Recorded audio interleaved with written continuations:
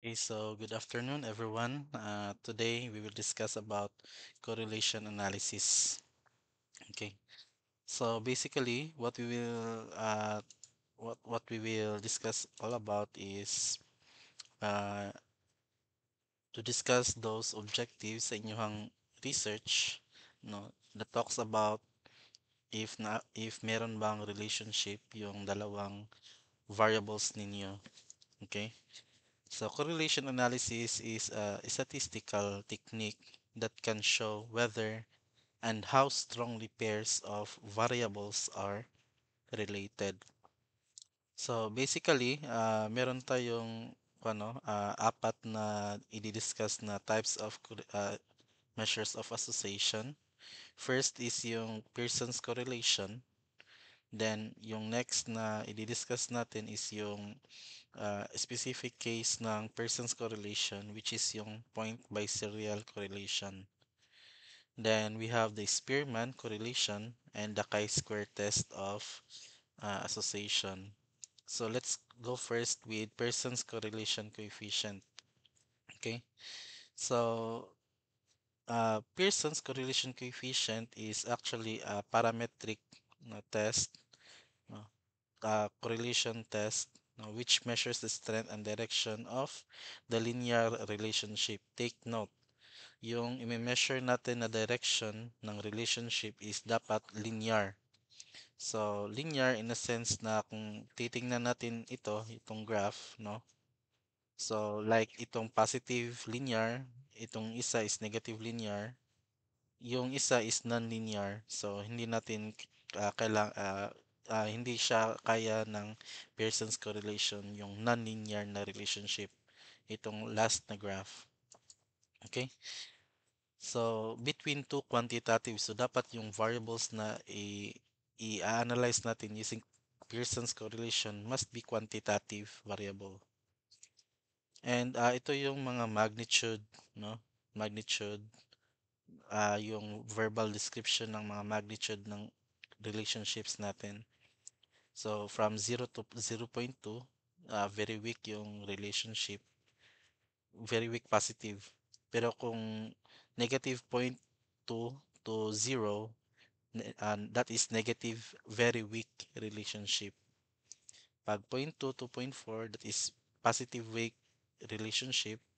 Pag negative point 4 to negative point 2, so that will be negative weak relationship.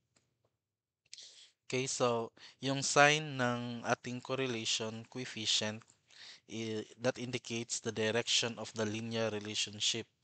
So, say for instance, kung positive yung sign ng correlation coefficient natin, so ibig sabihin, habang tumataas yung score ng isang variable, ang score naman ng isang variable ay tumataas din. On the other hand, pag negative is pag bumababa yung score or tumataas yung score ng isang variable natin, yung score ng isang variable natin is bumababa naman. So, yun yung negative na, ibig sabihin ng negative na sign ng relationship.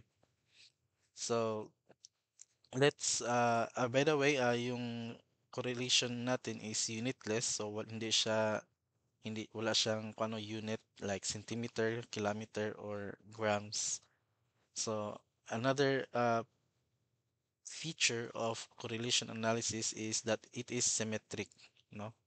So, ang relationship ni variable 1 kay variable 2 is the same as the relationship between variable 2 and variable 1. So, it's symmetric. And the range of the correlation is in between negative 1 to positive 1.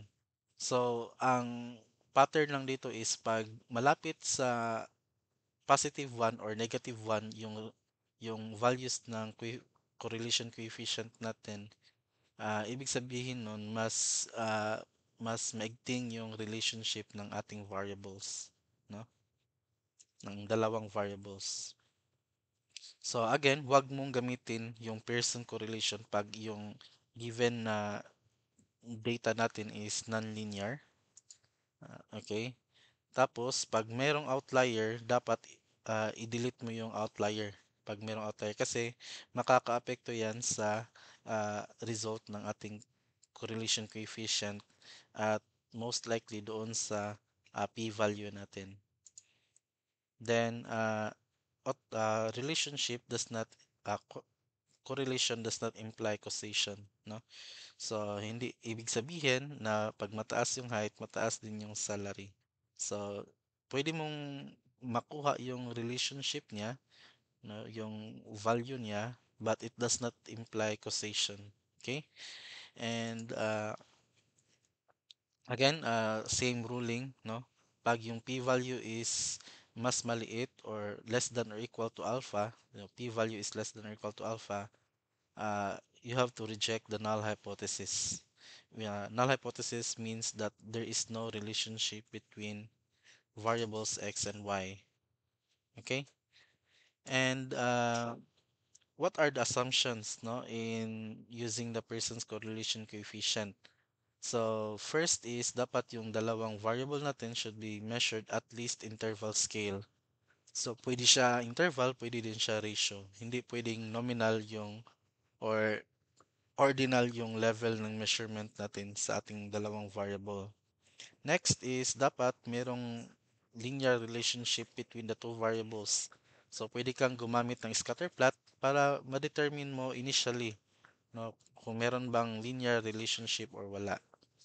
Then, pangatlo, there should be no significant outliers. So, dapat walang significant outliers yung dalawang data, yung dalawang variable natin. Kasi pag merong significant outliers, ang magiging kahantungan nito is yung result natin is bababa yung correlation coefficient at saka yung p-value, no, worst case scenario is hindi magsi-significant. In short, yung p-value is mas mataas pa sa 0.05. Then, of course, the two variables should be approximately normally distributed, and we can test that using the Shapiro-Wilk test. Okay, so let's have some example, no? So, statistics for life sciences instructor wants to know the significant relationship of the number of absences and the final grades of several students. He wants to test the hypothesis at alpha equals 0.05. So we have here the data for number of absences and the final grades. So I also uploaded in our group chat, no, the data. So let's have an example. So I will open the data. Okay.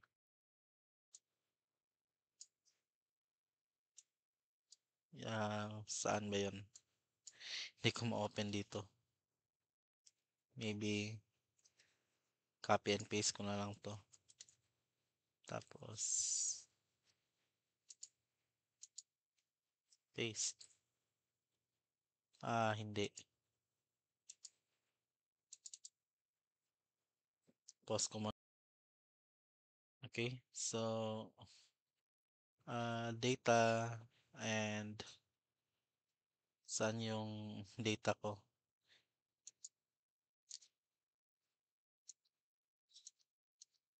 So data library ako, this PC.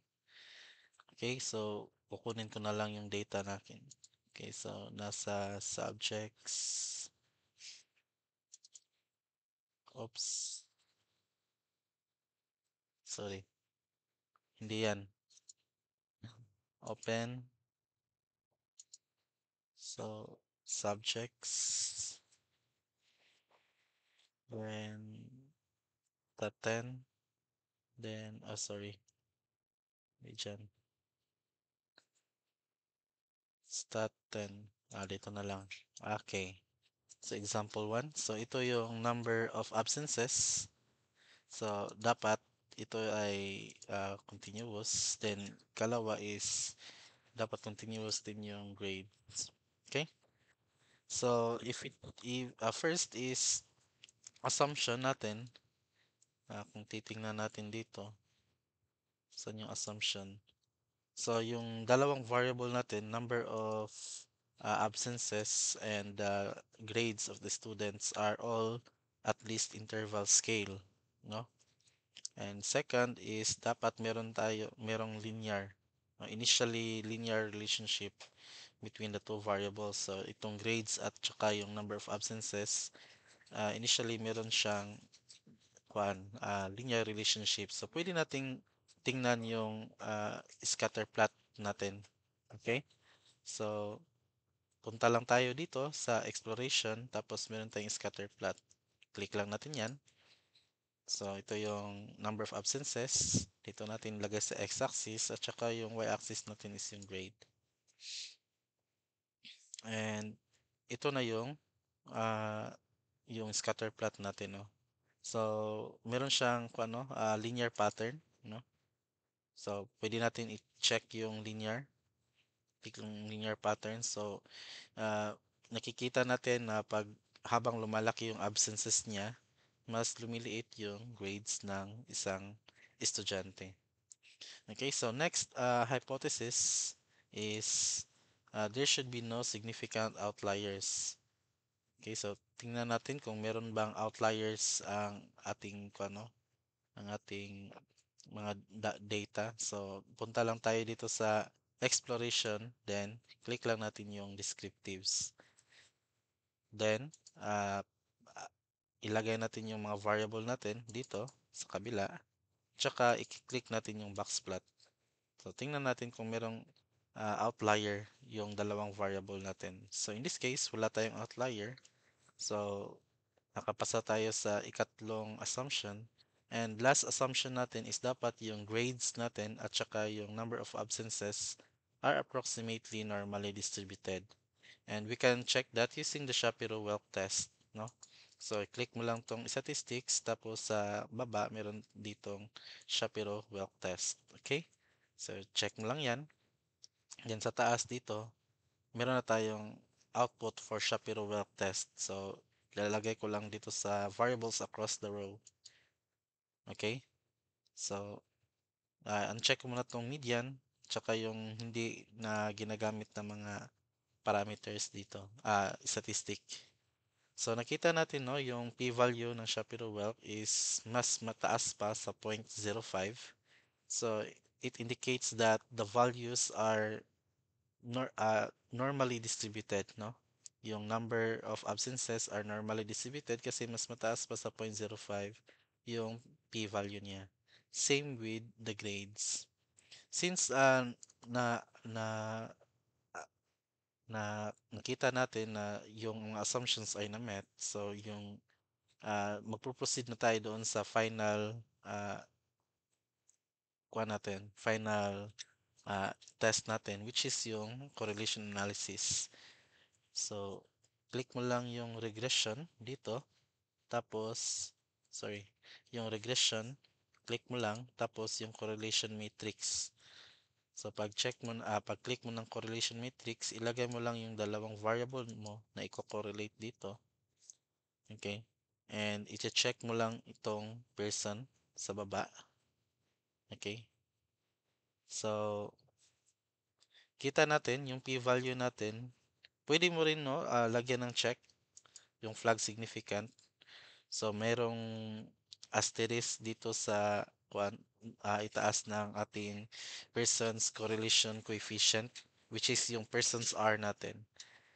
So, yung asterisk is magba-vary kung meron tayong dalawang asterisk, that means yung p-value natin is significant at 0.01 na p-value.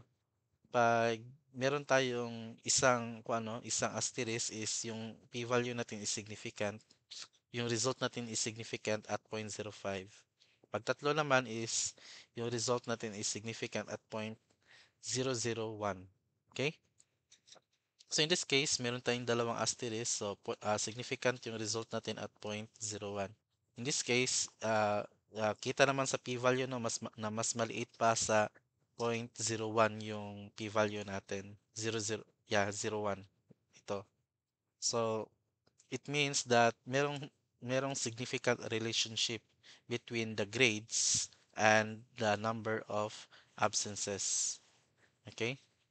So that's how you do the correlation analysis. Now, let's move on to another type of correlation analysis, which is yung tinatawag natin na point by serial, point by serial correlation, no? So, point by serial, which is the special case of Pearson's correlation coefficient. Okay, so point by serial correlation coefficient measures the strength and direction of the relationship between one continuous variable and one dichotomous without natural ordering, no, yung dichotomous variable natin. So yung ibig sabihin ng dichotomous is mayroon lang dalawang response yung participants natin sa variable natin. Say for instance, yes or no, male, female, or uh, pass or fail. Ganun lang, no? So, dalawang response lang yung uh, isang variable natin. Tapos, yung isang variable naman is dapat continuous. And ito naman yung assumptions, no? Para sa point by serial correlation assumption. So, one of the two variable must be continuous while the other variable is binary or dichotomous. Then, yung second assumption natin is dapat walang outlier, no, sa ating dalawang dichotomous na variable. So, no outliers for the continuous variable for each category of the dichotomous variable.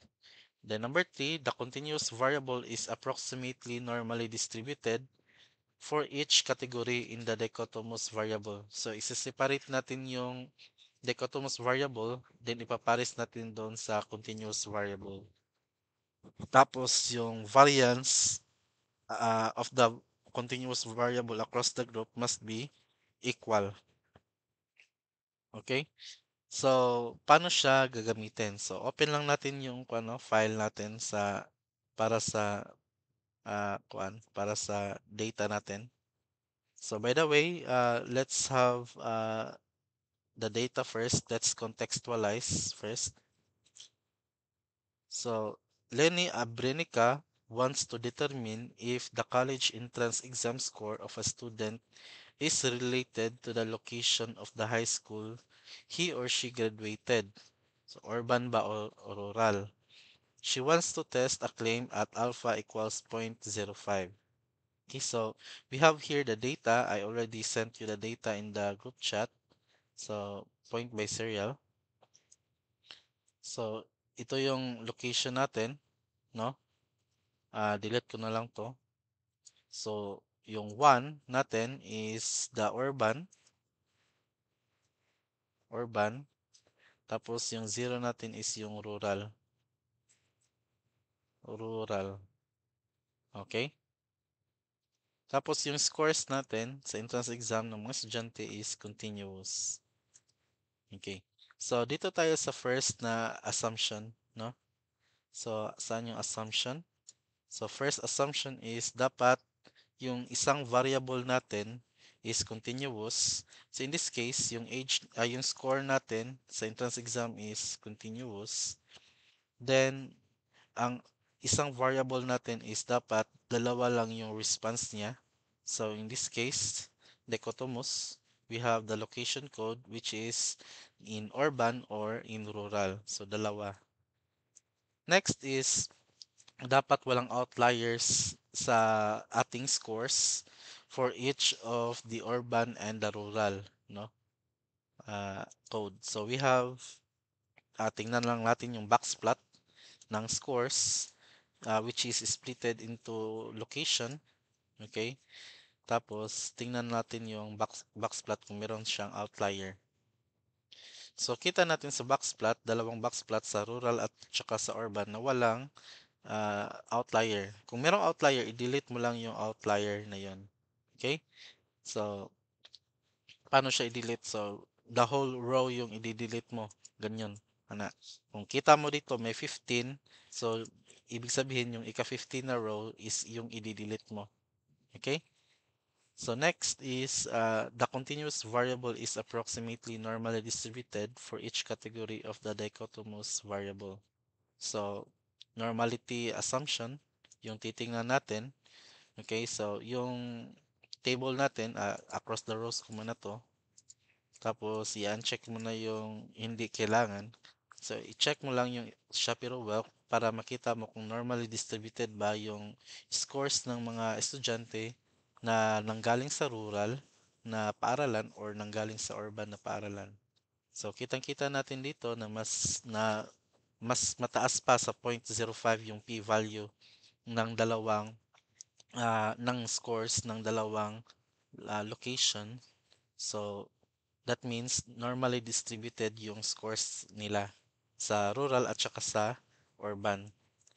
Next is dapat yung variable natin across the group, dapat yung variance ng variable natin, continuous variable natin across the group or for each category of the dichotomous variable must be equal, no? So we can resort to Levin's test. So punta lang tayo dito sa t-test, meron tayong makikitang Levin's test dito. So yung score is a dependent at saka yung location code is a grouping variable. So check lang natin tong homogeneity test sa baba para makita natin yung assumption. So ito yung Levin's test, no? So uh, kita mo ang Levin's test is 0.6 yung p-value niya. So ibig sabihin equal yung variance ah, ng scores ng rural at saka ng urban kay students, no? So since na-satisfy na natin tong apat na assumption na to, so let's go forward to the uh, point by serial correlation. So yung point by serial correlation actually is yung correlation matrix din yung i-click natin. Tapos ilagay natin yung dalawa dito, no? So you can flag the significant correlations. So nakita natin sa result na meron siyang isang asterisk, meaning significant yung result natin at 0.05 p-value. Alpha, sorry.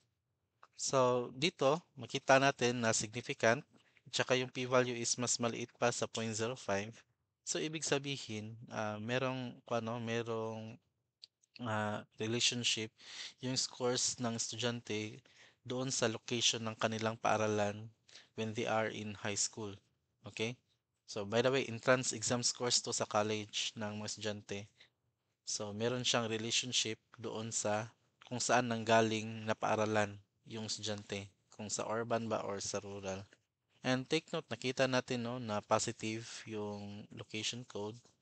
So, 0 for rural and 1 for urban. Ibig sabihin, kung yung mga estudyante na nasa rural is mas mataas talaga yung scores compared doon sa urban. Okay? So, next is correlation analysis is ito yung point by serial. Tapos na yan. So, next topic natin will be Spearman's rank order correlation. So, once na merong mga assumptions sa Spearman at saka sa sa Pearson or maybe doon sa point by serial na hindi makapasa yung assumption natin doon kuan sa point by serial or sa Pearson. So, yung gagamitin natin is yung Spearman rank order correlation. Kasi yung Spearman rank is a non-parametric counterpart uh, of the Pearson correlation coefficient, no? So in short, gagamitin natin yung Spearman correlation kung number one, kung hindi linear yung relationship ng dalawang variable, kung linear naman, no? Kung hindi naman linear, so that means monotonic siya. So, para siyang exponential decay or maybe logarithmic function. So, parang ganun. Then, basta hindi linear. Okay? Then, pag hindi naman pumasa sa normality test ng assumption, so pwede ka ring gumamit ng Spearman, no? Okay? So, sana yun. Let's have an example. No? So, by the way, ito yung mga advantages ng Spearman correlation. So, it does not assume that the underlying relationship between X and Y is linear. So, pwede mo siyang gamitin sa mga non-linear na mga relationships. No assumptions of normality are made. So, hindi na kailangan yung normality na assumption. And the variables measured is at least ordinal level. So, kung yung person is at least interval, itong Spearman is at least ordinal. No? So, pwede niyang makuha yung ordinal relationship ng ordinal at saka continuous or interval or ratio ng scale ng variable. So let's have an example, no? So say for instance, we have here Marites Abridilla wants to know whether performance in college is a good indicator of performance of the job. She chooses at random 12 employees and has their supervisor rank them from 1 is best and from to 12 which is the worst on their job performance. Do the correlation test at 0.05 level of significance. So, yung job performance natin is, nakita nyo naman, nakarank siya from 1 to 12. 1 is the best and 12 is the worst.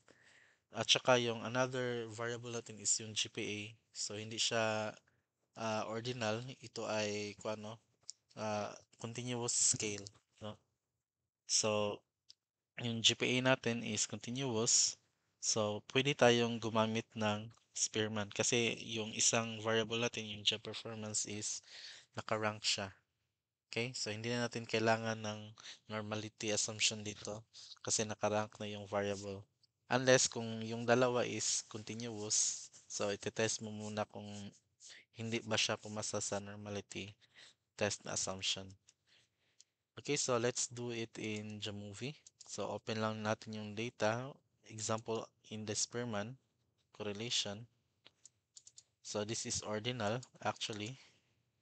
And let's click the regression and correlation. Tapos lagay lang natin sa kabila yung mga variables natin. And instead of Pearson yung gamitin natin, i-uncheck natin yung Pearson at saka gamitin natin yung Spearman correlation. So you can also flag the significant correlation if you want. So, nakita natin no, na yung correlation coefficient natin is significant at 0.05 level of significance. Tsaka yung p-value natin is 0.011. So, in short, yung relationship ng GPA doon sa job performance is significant, no?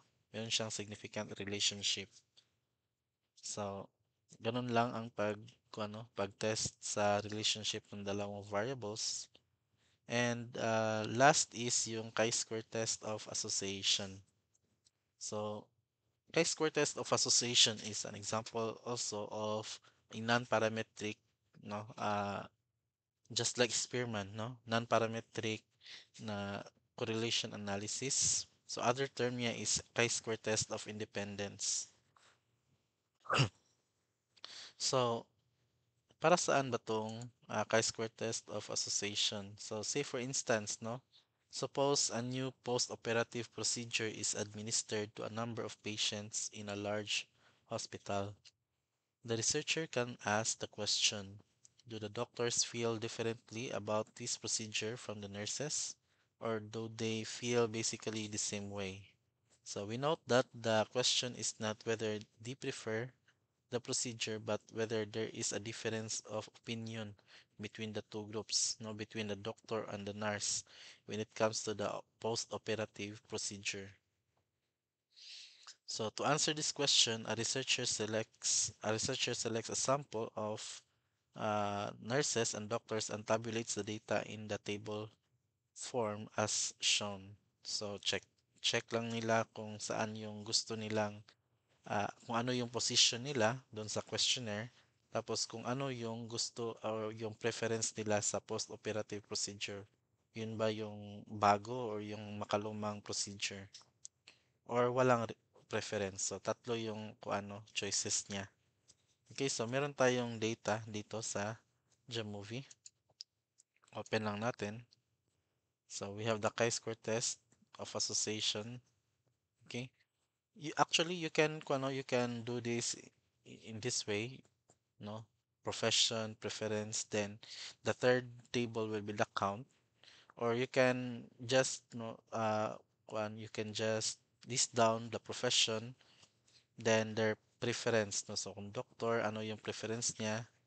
Kung doctor, ano yung preference niya? Doctor, hangtod sa umabot ka sa sa last na count ng doctor. Then nurses, ano yung preference ng nurse 1, nurse 2, nurse 3, and so on. Okay, so test natin.